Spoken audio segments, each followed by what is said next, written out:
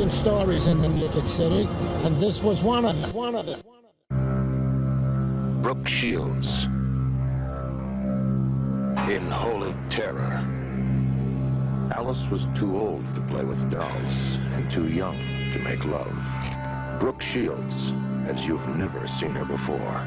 She was too beautiful to play with boys and too young to play with men. So Alice began to play with death. She's made repeated requests that the kid see a psychiatrist. She has a knack of making things look like accidents.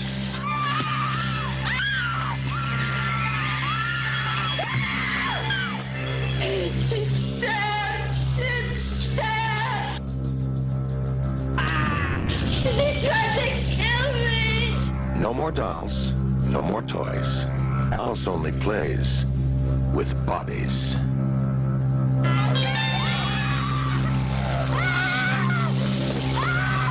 It's too late to save her.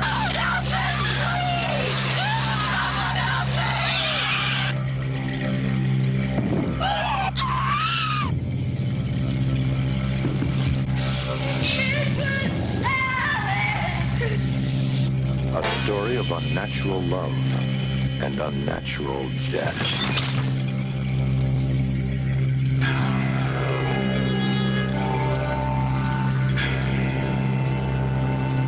Brooke Shields in Holy Terror. It's too late for prayers. Hello, folks. Welcome to a very, very special edition of Blip in the Court. It's our Bridge and Tunnel version of Blip in the Court. This is bonus ones that I think you'll see on the main feed. I think that's how this is going to work to give you guys a taste. Maybe you have every other one or something to entice you guys to come join the Patreon Masters of Legion and go check out the rest of the episodes of Blip, which are the New York ones. These would be Jersey and Connecticut-based horror films, and that'll widen our gaze for film choices. With me today, it is the afternoon of Sunday, is one Derek Bourgeois. How you doing, sir? Pretty good, Gary. Pretty good. Very excited to talk about this movie. It was an experience for all. Cool. Also with us, you heard her on the Q episode and on Sin Beef Podcast and NFW, the lady that lives close to me, who I'm going to see next week, and I'm very, very excited. Suzanne is here. Yay. How you doing? I am much less hungover than I thought I was going to be, and I'm very happy to talk about this movie. White girl drunk, chocolate martinis. What's wrong with you? Hey, but you forgot to add in that I was drinking bourbon and Coors Light too, so I don't sound way too floofy.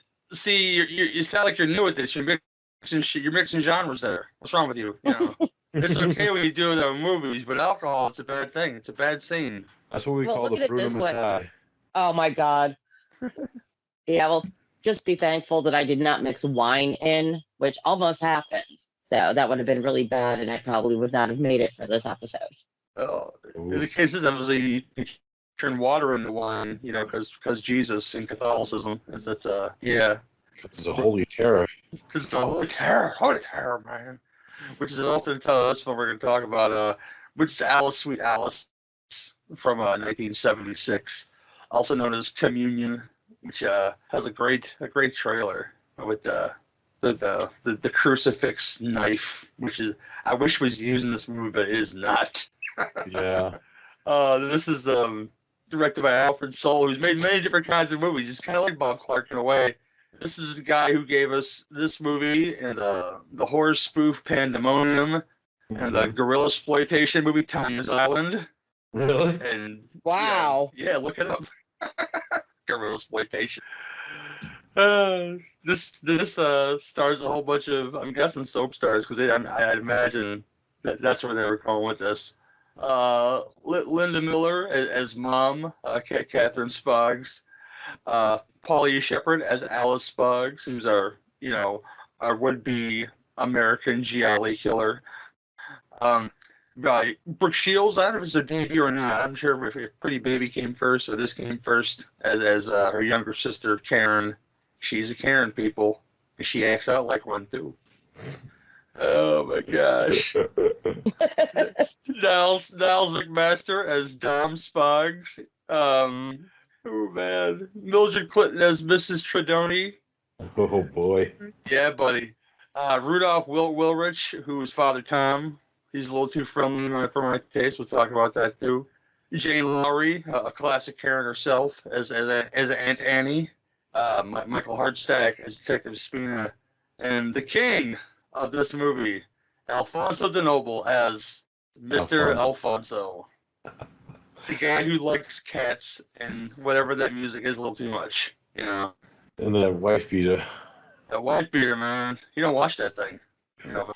Yeah, your basic plot synopsis says in 1961, a divorced Catholic couple's life that comes into play, people, is turned upside down when one of their two adolescent daughters is suspected of her younger sister's brutal murder during her first communion. She don't make it to her first communion, and a series of subsequent stabbings. That's poor because some other stuff happens too. Yeah, I will say this is a movie from 1976, and there will be spoilers on this episode if you haven't seen it. I have a good reason why I haven't seen it very much, but we have brand new Blu-ray now from Arrow, and yeah, I'll kick it to our guest first, Suzanne. Thoughts on Alice, Sweet Alice? Okay, I remember catching this when I was, oh God, I had to be real young when I was sneaking out of bed to go watch horror movies on HBO after, after I wasn't supposed to. And okay, this is the third time I've watched the movie. As a kid, I'm like bored. Okay, kill somebody, kill somebody, kill somebody. Okay. And as I got older, and this was just before I started getting into the Italian giallos, I'm like, this has got kind of an interesting feel to it. And this time, I have to admit, is my favorite viewing of it. Even my mom liked it. She was watching it with me. There are just so many different dynamics going on in this movie. You don't even know where to begin to look. The Father Tom is just a little overly friendly to our dear little Karen. Mom is your typical divorcee who's, wrapped up into kids, but, the favoritism is showered upon little Karen is really pissing her sister off. And everyone's general love toward Karen and not really so much a liking to her. And she is just and literally violently jealous over this attention and love that's showered upon Karen. And it just brings up so many different things. And on top of all of that, I just got to toss this in because I was really surprised. Those stabbings were brutal. It was a lot. I don't remember them being as brutal, or maybe I'm just, watching it a little differently this time with what's going on. It starts off with the murder of a little girl, and oh my God, you can't even turn around in this movie without having a cross, a rosary, or something. It's just basically pushed down your throat.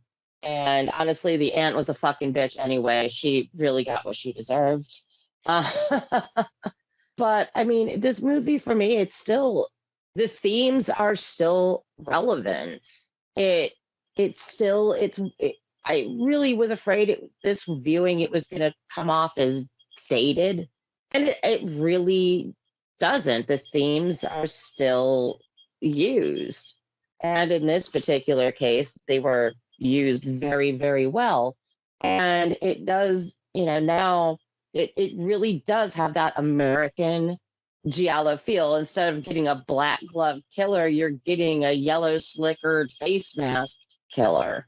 The father, all of the characters in this movie are incredibly complex for it's an hour and 50 minutes. He manages to cram in a lot of character study in the time. You don't really, the one thing that's funny, and I noticed this time, you don't really feel sorry for anybody in this movie. Karen was sorry. She was a spoiled, rotten little brat. I don't blame her sister for taking her doll and, scaring her from time to time. Like I said, mom is your typical divorcee, probably sleeping with Prince Valium every night. And Alice is just, starting to act out in more and more increasingly violent and vicious ways. Like I said, Father Tom, you just getting that kind of that creepy grooming feel with him and Karen. And it's weird. The characters are interesting, but you don't particularly like any of them. It's just one of the it's a slow burner, but the ending will completely fuck you up. It's really great. And I mean the entire movie is just fantastic. And I'm just afraid to start. I don't want to overly spoil it. So I'm gonna stop there. Cool. Derek. Yeah, I've seen this film a few times in my life. Not when I was young, though, unfortunately. I seen it a lot older in life. And, it's when I did get into, like, the Italian cinema stuff. I was always curious about this film going into it. And the first time I watched it, I'm like, damn, this guy, because it has, like, those Catholic overtones that, like, Fulci did with Don't Torture Duckland.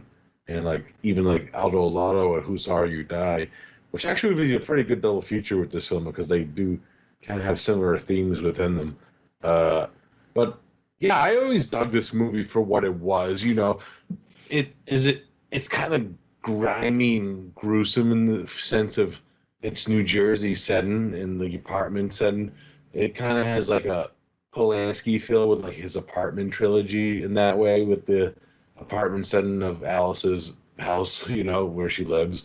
But then you also have the outside shots, which are amazing. This film is actually, it's kind of mind-blowing because I just watched the new Arrow Blu-ray of this, and the transfer was stunning of this movie. Yeah, it has a lot of overtones, and I do kind of agree with Suzanne when she's like, you don't really care about any of these characters, what's going on, but I like the aspect of it. It's like a day in the life of these characters. And you don't have to like them, but you're there for their journey. And the first time I ever seen the reveal of who the actual killer is, I'm not going to give it away right away because we'll talk about it more in detail. I think it is a very interesting character aspect, and it's not a character that I was expecting to be the killer when I first seen this movie, and I like that aspect of it. But yeah, Alice Sweet Alice, I love everything about it. Alfred Soule. If you didn't know this, he's actually the cousin of indie director Dante Tomaselli, and his film and Tomaselli's film Desperation is actually very heavily references this movie in certain ways. It even has a special thanks to his cousin at the beginning of the movie, which I found very interesting. He's supposed to be actually maybe doing sort of a remake of this film down the line, which I would be interested to see from his point of view. I actually like a lot of his movies. They're very indie, but some of them got higher budgets and stuff like that. But yeah, they love the Italian stuff because they're Italian-born, American citizens and shit like that. So I dig that, But yeah, Alice with Alice. Can't say I see a movie every day where they burn a child alive. That's for sure. But yeah, I dig this movie a lot, actually. Yeah, this movie for me. I'll explain why I never really watched a lot, because before this Arrow print came out, there was a lot of really shitty prints out there. So it's like filmed, not filmed, but it looked very cloudy and the sound was bad. I've seen it on like Good Times VHSs, and not really on cable. So it's definitely my crazy fault to say, hey, I'm 12 years old and there's this film about these people with these Catholic beliefs, and there's a lot going on in this movie. So I'm not all into it visually, as far as like being able to see a good picture of it and hear good sound. I'm going to turn it off, and I've done that many times with this film, and I feel kind of bad about that now, because it's a really involved film, and really crazy plot driven. Like they burn a child alive in the first 10 minutes, and that's something. That's awesome. The way they discover the body is kind of hilarious, though. It's like I would expect to be downwind with this giant fighter, the real fast. Although the one nun does see her, somebody dragging a body across the floor, which is totally obvious. It's wild. That body of Christ can do crazy things, people. Even murder. You know, she wanted it real bad.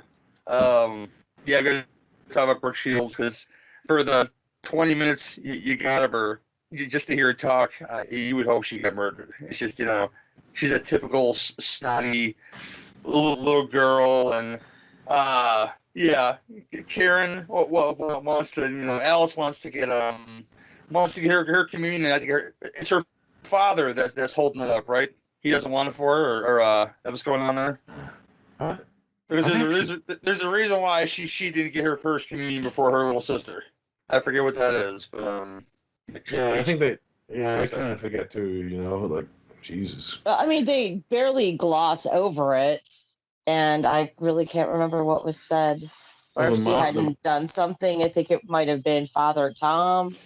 There's some, like I said, it just it's like spoken of in like a sentence and a half and then gone. Yeah. Just like Alice's menstruation problems, because they make that a plot point in this movie. It's like, hey, maybe she killed her sister because she's on the rag. She didn't tell you she was on the rag, did she? You know. Yeah. I don't know what those plot point. She didn't tell you she had her first period, did she? Like, and that's important to murder. Why? Because all you know, bitches is crazy. Apparently, when you're on your period, you know. I don't know. But back to Alice, Sweet Alice. As far as plot goes, this is the best version of the Parent Trap that's ever been filmed, and I'll explain why. Okay. If you haven't seen the Parent Trap, and it was a favorite when I was a kid, and I still watch the original one, not the new one. The new one's kind of lame. There's less singing rock and roll songs in it, and that's a real problem for me. But besides the fact these aren't twins who discover each other, the Parent Trap, their goal is to get two parents back together again. Well, and in this case, you know, the father was going to be there for little Karen's Holy Communion. He's obligated to be there, obviously, as a father. But I don't think he was going to stick around with what would you call her? Valium something, Suzanne, the mother? Sleeping with Prince Valium. Sleeping with Prince Valium, the mother, because she's fucking crazy. And of course, the bitch aunt is there, just crawling up his ass, I'm sure. Yeah, I called her mega bitch. Right on. Cobwebs! Oh, she was a fucking bitch. She kind of deserved it. It's just stabbing. What was all of them? But yeah, but to keep the parents together in this one, you know, supposedly if the killer was who everybody thought the killer, murder was involved, as in burning your little sister alive inside. Where they keep the thing where they keep all the stuff for the communion ceremony and stuff. Yeah, the little huck. It was like a huck, like chest huck. It's like it's a death cubby at this point. Okay, come on, you know. But yeah, that plot similar to the Parent Trap, but a lot more morbid. Let's get together right away. We can have a swinging time. Good shit, man. Watch the Parent Trap. It's amazing. Unrelated, but yeah, this film. Once the kills start ramping up, they become more and more brutal. And they start to realize, unless this little girl has the power of Mrs. Voorhees, you know, she can keep pulling all this stuff off. And she grows like 5 inches each kill. She grows 5 inches each kill. She's kind of like the Grinch that way. See, it's in her anger, little Alice grew 5 inches. That sliver got smaller and smaller on her. But the kill, not really kill, the stabbing of the ant is, yeah, that was wild. It also just happens. And the reason why they think it's Alice all the time is because of the slicker. Although every little girl in the school has the same slicker. And they make sure they show a shot of the shop as she's chasing, little sister is chasing her because she has her dolly. She still has her dolly. And you see the masks in the window, so anybody could obviously buy a mask from that shop, the same exact mask that Karen has. But since somebody screams Karen, Karen, no, no, no, you know, they all think it's Karen. You know, they all think it's Alice, I mean. I get the name mixed up here.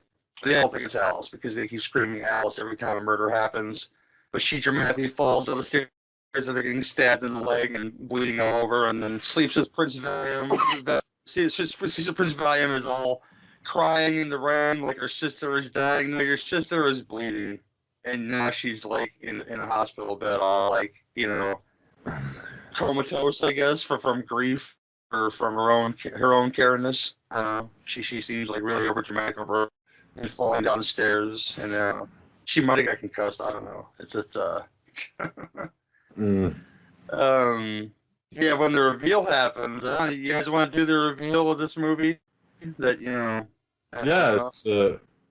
it's because Dom, the dad, gets a call that he thinks is because he has a theory that it might have been Angelique, who is Alice and Karen's cousin, the mega bitch's daughter.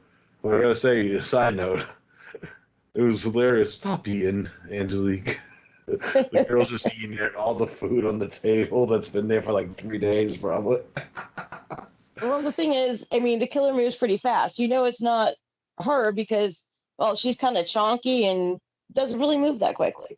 Yeah, so he gets a phone call from who he thinks is Angelique to meet him to meet her at this certain area. He goes to that area, he confronts the killer, gets stabbed, and then beaten the fuck out of with a brick, and then gets tied up, and the killer is slowly rolling him over to the window, slowly rolling him. All of a sudden, she gets wind and takes the slicker hoodie off and the mask, and it's dun dun dun, Mrs. Dorney, the fucking the lady who's helping out cooking for the priests. Yeah, basically the church secretary, housekeeper, do it, girl. With Father Tom. And I mean, I'm not sure if they were doing this as kind of a reveal, but I mean, when she's like, well, I lost my child before their first communion. Mm-hmm. And then it was just kind of a strange. I don't know if they were meaning to go that way, or if when they were finishing up the script, they changed it up a little bit. But I'm like, that was just kind of a strange place to put that. It's not so much a throw in, I think, because this film's all about Catholic guilt. Okay, I mean the mother's divorced. That's a sin. I'm sure there was some cheating involved. I'm pretty sure before the murdering happens that when her child was taken on before her first communion, she was without sin. Whilst little Karen was going to be get her first communion. Her parents were full of sin, and she has a monologue in the movie towards the end here. You gave it to the whore. You gave it to that too, but basically being punished for the sins of the parents, and the fact that she was allowed to get her first communion, and her kid was not before unfortunately dying. She thought that since these folks were divorced and they were full of sin, and mom's obviously doing some drugs, and that it was unfair, I guess, that their daughter be your first communion, and the fact that she was a little bitch, for an 8-year-old was just a bonus. Like, okay, well, here's something, and I don't know. She's gonna ruin my veil. Oh yeah, she was a whiny, but okay. For some reason, when she was talking about the sins of the parents. Okay, the old priest that was there, I can't even remember what his name was. I have a feeling that he would father that child of hers. I don't know why. It was just kind of the feeling that I got when she was talking about the sins of the parents. Mm-hmm. I think that priest got her pregnant, and then it died before communion because of the sin. Good possibility. Like this lady, right after the reveal happens, straight fucking psycho throughout the rest of the movie. Straight crazy. Like, she's just having a breakdown when Catherine comes into the house to, oh, I'm going to make you some tea. I'm like, oh, God, what the fuck's she going to do, yo? She's going to fucking kill this lady. There's some tense moments because after that, I think it does work because, we know as the viewer that she's the killer and the rest of the people don't yet. And I like that aspect of because I was just tense throughout that scene when Catherine does come to the house of the church, waiting for Father Tom to come back to see where Don is. It is tense. It is. There is some good moments, and I felt very tensed up during those scenes. Oh, I mean, there are a lot of scenes in this movie that were really tense. They did a really, really good job of creating that tension. I mean, and you're right. I do like the fact that we, the viewer, know who the killer is, but everybody else doesn't. And the way, but if she starts, it's like the cracks start showing. And when she was sitting at the church house, and this woman you can see that she is starting to make her uncomfortable. Yeah. And, she's fidgeting, and then she's in the kitchen with that big old knife in the fish. And I'm like, oh shit, I really can't remember what happens. But yeah, they really did a good job of like slowly showing her coming unglued. Yeah. And it's great that you see like the relationship between her and Father Tom, because that's kind of, during that confessional scene where, he's kind of the one that brings her back into reality a little bit for her to, it turns that switch off in her head till the very end. Yeah. And I like that aspect of the movie and the character too. It's a very interesting character altogether. It's just insane. Especially like I said, Italians like to play with Catholic faith and shit in their movies, and this is no exception. Yeah, Father Tom was a little too chummy with that family, though. It felt that way to me. I'm sure it felt that way to her, and in a way, and you could tell by her expressions, especially towards the end, that she felt that Father Thomas chose Alice over her in a way, and yeah, she wasn't having that, and right down to the end there, where they're gonna have the communion, and of all the body of Christ, the communion, and she scoots up right next to Alice, and Alice just looks uncomfortable, and like she's just shaking and looking fucking crazy at that point, because we know, and I'm pretty sure that she knows that she's been got, she's been found out, they know she's the murderer because the police are there, ready to pour in, but the father wants to, impart some holy wisdom on her to make sure she goes peacefully and doesn't try to murder anybody. But boy, howdy does he get a turn, because he chose that whore over her, and Father Thomas gets stabbed fatally in the neck, and you get to see all the blood to the point to where she almost feels bad for what she's done, and she's hugging him. And you just see the blood from the neck wound just pouring down that slicker, and it's a beautiful shot. Beautiful scene. Yeah. Yeah. It is. It's so tragic, and then you get that ending for a sequel you never got, and to where Alice is gonna hide the murder weapon. She's a good little Guinea housewife. She's gonna hide the weapon for her man, but this time she's gonna hide the weapon for the old lady here, and I guess to use it later because she's got that glare and look at her eyes like, yep, I've had my communion, now I can do some murdering. Yeah, I know it's gonna be normal after this. But I wanted to ask you guys, how do you feel about the look of the yellow slicker? I know Alfred Soul was kind of influenced by Don't Look Now. Instead of using the red, he chose yellow. It's a very distinct look, Well, even the scene where the stepfather. Wow. I'm sorry. Yeah, even the scene where the stepfather is killed. That scene where you get the reveal. Not even the reveal, but like him looking for Alice supposedly, but it's not Alice, of course. And he gets killed the way he does. It's almost like the reveal. Well, Sutherland goes to see. He thinks it's his daughter, but it's a little old lady. And she stabs him. Well, in this case, it's kind of the same thing, except she chooses. It's very calculated. So you had to mention that because she used the one weapon, and then she finds the bricks and she kind of clacks them together, or rubs them together to say, "Yep, these will work."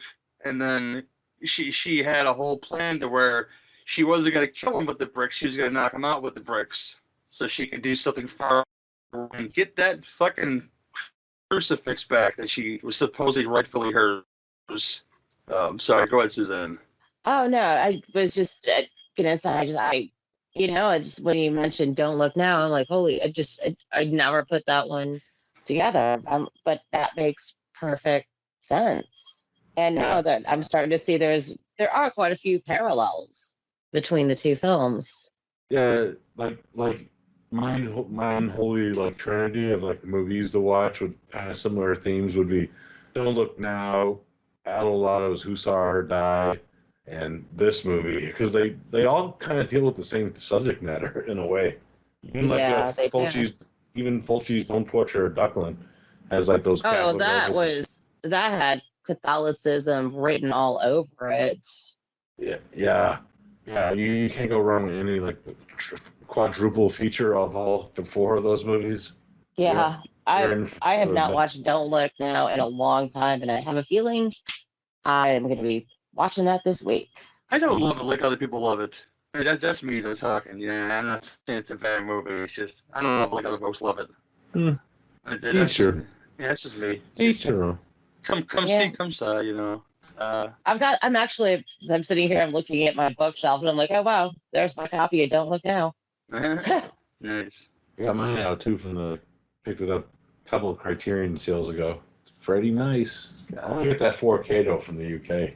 I've got to upgrade my copy of Alice, Sweet Alice, because I can't even remember what company did mine, but it was like a letterbox inside a letterbox. Oh, that sounds like a Hensworth tooth operation. Very possibly. But yeah, I'm definitely upgrading. A Media Blasters release, perhaps. Who knows? It's That's probably it. we haven't talked about one of the most important characters in the entire film at great length because we should. A little bit of walk up in this movie, and their neighbor, their nosy neighbor, is Mr. Alfonso, who's this fat guy who likes to wear dirty clothes and has cats in the apartment, which is kind of endearing. But that's the only thing endearing about Mr. Alfonso is his love for his cats. But he loves classical music and to Little girls. apparently be that constant. He reminds me of the personality as the caretaker in The Bad Seed. He's just always on Rhoda's ass because he knows she's a murderer. Yeah. This is what this guy reminds me of, and But he's way worse than that caretaker guy. yeah, because this guy's just a big old freaking perv or something, or is he? I don't know. The actor who played him is Alfonso de Noble, who acted in three things. According to IMDb, played the Spog's fat pervert landlord. Wasn't a professional actor at the time. He was working as a bouncer at a gay bar. Director Alfred Stoll persuaded him to play the role. Before his death in 1978, which is it's terrible the way he died. He killed himself because there was an article in the paper that said that he got stuck in a subway turnstile. He was a very heavy man, and the shock and the embarrassment from that made him shoot himself. And that's a sad thing. Yeah. Oh, people are awful. Yeah, they are. But he is a great guy in this film who you know is gonna get killed, and he does because fat people fall over, I guess, because he seems very much alive after our killer, stabs after he pops out of his apartment to say, "Hey, there's that killer little girl again." And then she stabs him, and when the police find him, he's fall over bleeding in some kind of bowl or something, and. Yeah, that's the way he goes up. Actually, funny enough that you say that, Gary, because I like how it kind of bookends that character where he's first introduced feeding his fish in the fish bowl, and it ends with his hand bleeding into the fish bowl. Yeah. Well, the cats like blood. Which, there's that scene where he finds them. The cat's just licking up that pool of blood. It's like, Well, he's eating more of their cat food than they were. Oh, I know. Oh Yeah, my it God. was. My mom was like, she looked and she's like, ew. It could have been tuna fish, Oh my God, There's a show that's probably on Discovery Plus right now called Extreme Cheapskates. dude! And there's a woman on there. Oh, go ahead. Sorry. I was gonna say, I thought the kid from Return to Sleepaway Camp was the dirtiest kid I'd ever seen until I seen this movie. Oh my God. I was gagging the first time I watched this. Like, he has like those stains on his pants and shit. Oh, Yeah. Oh, so gross. this woman on the show saved money by buying stuff that was similar to real food. Like her husband liked tuna fish, so she would buy him cat food and feed it to him with the mayonnaise in it to see if he sees the difference. You know. Oh my God, that is, you know how I feel about when you mess with food. Oh, that is just that. Oh God, that is ew. Paulie, I'm sorry, go ahead. No, I was just gonna say the second grossest landlord character ever. The first, maybe the first. The second one would probably be the guy from 300 Cameras. Oh, what hardware? That he wasn't a landlord, but he was a fucked up neighbor. That guy. Yeah. You know the guy I'm talking about. Yeah. Oh yeah, fucking Porkins. Yeah, that guy's fucked up too. Yeah. Oh yeah, that was Porkins. Porkins never wins, man. He either gets killed or he's a pervert. Hey Eckhart, thinking about the future. Paulie Shepard, who played 12-year-old Alice, was 19 during the making of this film, so I imagine she got to do a lot more of the demanding scenes because she wasn't actually 12. You know, she was very petite for 19, obviously. That blew my mind because I thought maybe she was like 15, but yeah, damn. Columbia Pictures was set to release the film as Communion, but was pulled for legal reasons. When ad artists picked it up, director Alfred Soul demanded the title change so that the audience wouldn't think it was seeing a religious film. The book adaptation retains the film's original title. So if you're looking for the book to read, that's from this movie. It's called Communion, people. I'm not sure who the author is. Original Prince. I'm sorry, go ahead. No, I was gonna say I think Holy Terror is like the UK title of this movie. Mm-hmm. Yeah. Original prints of this film have the title credits with the animated painting of Alice holding the knife that newer digital copies of the film have, but the original title letters still have said Communion, which was added in 1988 to comply with the name under which it had been marketed. I like that crucifix knife, and I'm really sad it wasn't used in this movie. It would have just made it more GI, I think, if they had a crucifix knife in this movie. Yeah. The thing you're supposed to have like the innocence of a child supposedly doing this, and you didn't know it was an older woman until, which I think the reveal, if this film has a fault, the reveal is too early of who the killer is. If this film has a fault in the UK, the killer is right on the VHS cover. Yeah. Well, yeah, there's that. Director Soul cites the stairwell attack on Aunt Annie / Karen as his favorite sequence in the entire film. I disagree, but you go off with Soul. You're still alive, brother. Where are we at here? Linda Miller was injured while filming the scene in the hospital. The production had to be halted for a month. Fortunately, she did not go far from medical help. They were filming in the hospital. Oh, anything else good here? Composer Stephen Lawrence had his inspiration for the film score, particularly the opening titles track, was his imagining of a cloud of bad karma hovering over the setting of Paterson, New Jersey, and raining down upon the city. Because, yeah, it's pretty jacked up. Oh my gosh. Yeah, it's a movie. It's definitely, yeah. Paulie Shepard might be talking about later on in the show in another movie down the line that I might pick, because she only did one other movie that I know of. Yeah, it wasn't much. Yeah. Liquid Sky from Sci-fi 1982. thriller. Yeah. Oh wow. And that's a New York set-based movie, Gary. Nice. We'll get it in for sure, man. You know. Yeah, if you want to see Brooke Shields burn to death, watch this movie. As opposed to the next movie she's in, I think, which is Pretty Baby, where she's objectified sexually as a child. You know, that's a real downer right there, and you know, probably more unfair than the murder. You know. Yeah, and then there's Endless Love. Oh yeah. Oh yeah. I've never seen that film. I've heard the song many times, but you know, the film is a little past my age range to say, hey, and I'm not calling you old, Suzanne, but there's that small age gap, you know, between us. Yeah, I know. Yeah, and Endless Love's kind of graphic. It's Zev Varelli, the guy who did that Romeo and Juliet. That's only the second pair of boobs I've ever seen in a film was in Romeo and Juliet.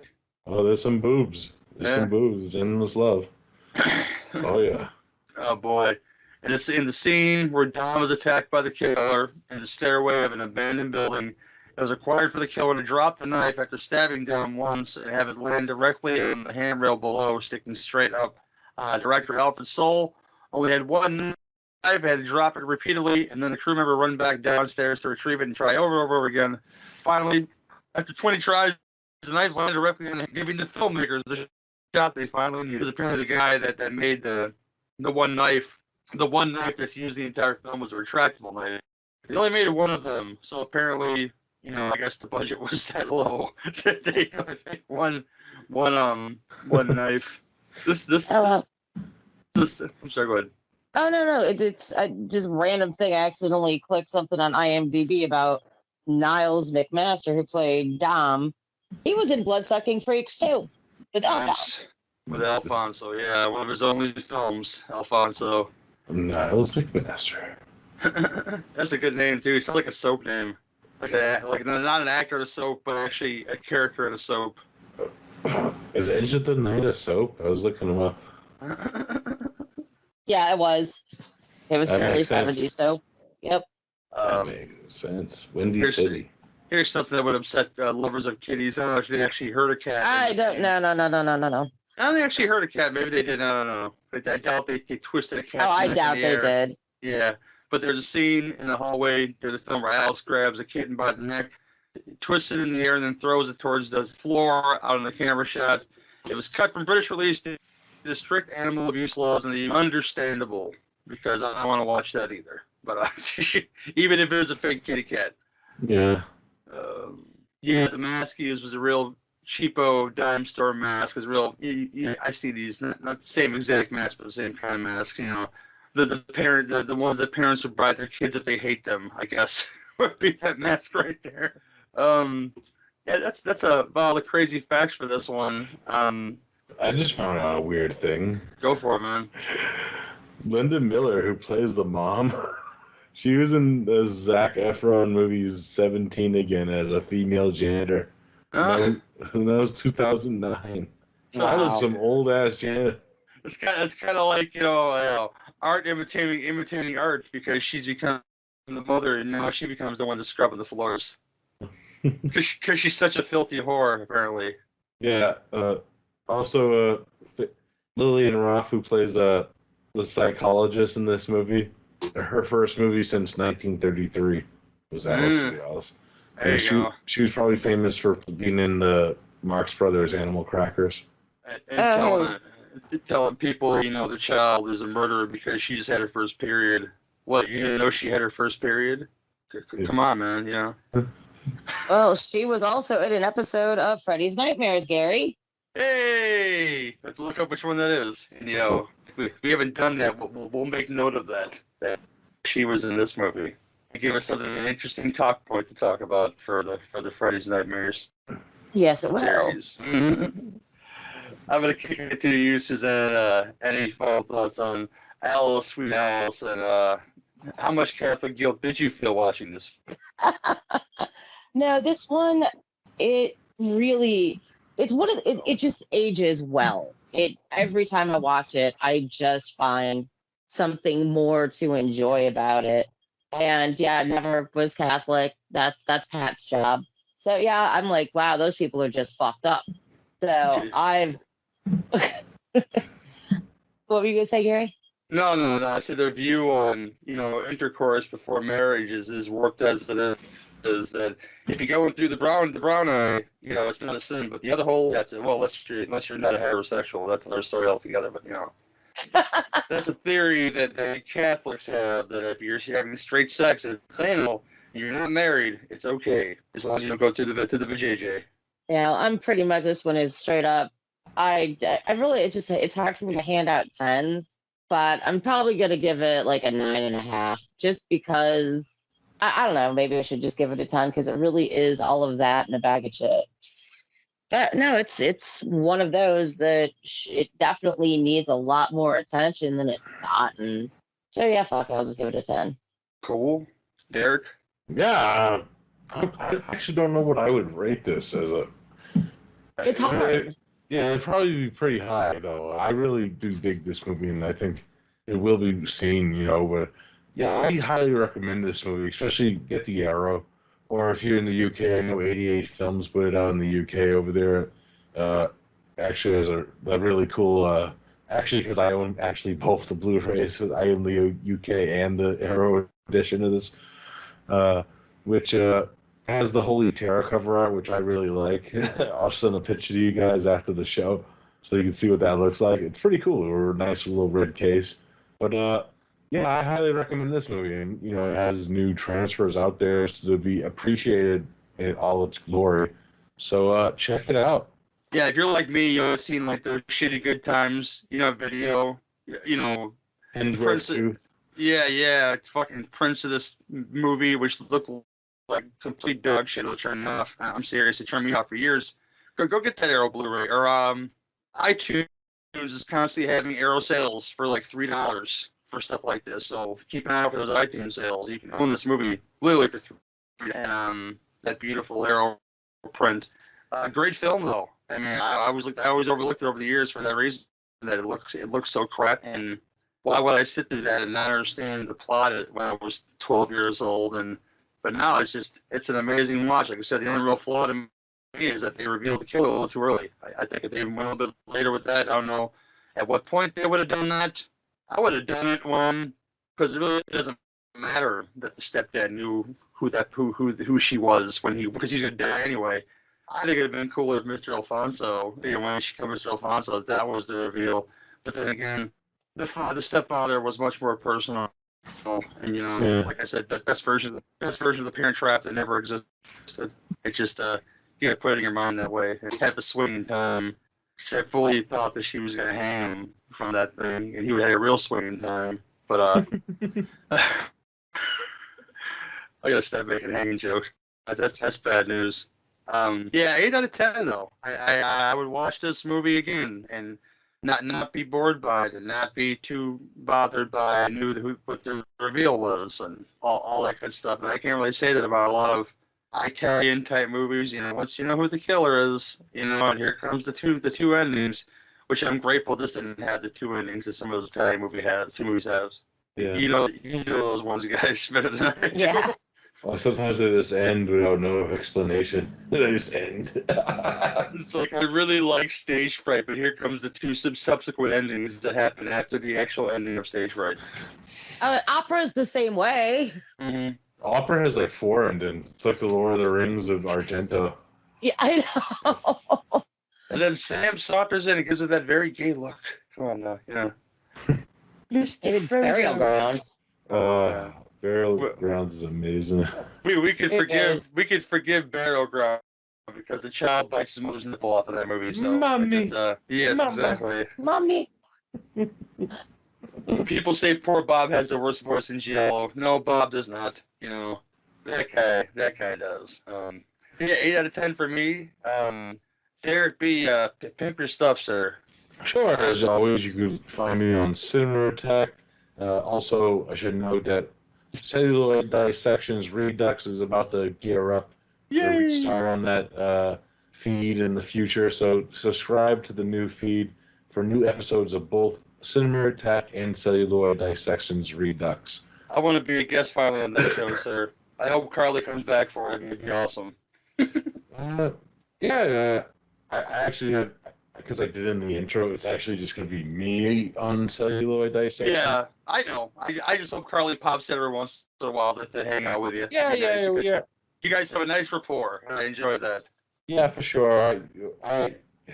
She's going to be guessing on a few episodes here and there. She already said she would.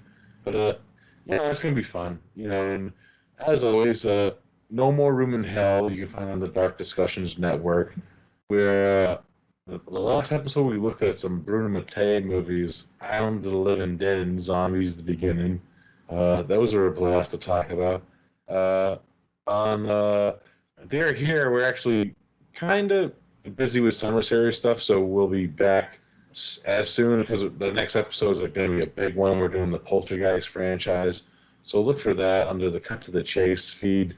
And finally, my other show is on hiatus, Underwater Kaiju from Outer Space, not really too sure when it's coming back, so that's all I'll say. It's on hiatus, and just check out the back catalog on Legion Podcasts. But as always, you can find me on Blood from the Core. Till then. Dylan, man, Susan. NFW, going through wonderful television horror movies from that glorious age, and a couple of other things with Gary. Yeah. The Cinebeef, Two Drinking Room Commentary, Last Call of Torchies, Burning for Springwood, anything else that I would do can be found on legionpodcast.com. And I forgot to mention one thing, that if this was a Patreon episode, I would have added it to the end of this show, and you can look up the song and everything. Is it called The Great Squirrel Revival by Ray Stevens at the end of the show? The day the squirrel went berserk. That song, the squirrel being the